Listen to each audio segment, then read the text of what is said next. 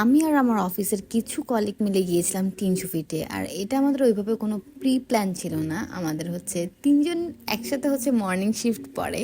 তো আমরা যখন অফিস শেষ করে 5টায় বের হই, তো আমরা ভাবলাম যে তাহলে যেহেতু আজকে একসাথেই আমাদের শিফটটা শেষ হয়েছে, কোথাও যাওয়া যাক।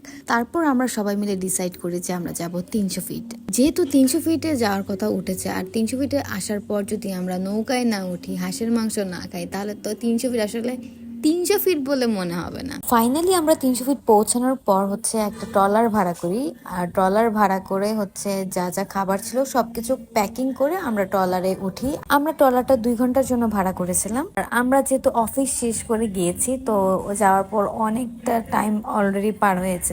5টায় অফিস শেষ হয়েছে, অফিস থেকে 300 ফিটে এসেছি, অনেকটা টাইম কিন্তু এখানে চলে গেছে। তো ওইভাবে আমি কিন্তু ক্লিপগুলো নিতে পারিনি, যেহেতু রাত হয়ে যাচ্ছিল। তো আমরা সবাই খাবার দাবার করার পর আলহামদুলিল্লাহ অনেক বেশি এনজয় করেছি। এই ছিল আমাদের আজকে ছোট্ট একটা ব্লগ। আশা করি আপনাদের ভিডিওটা ভালো লাগবে। আল্লাহ হাফেজ।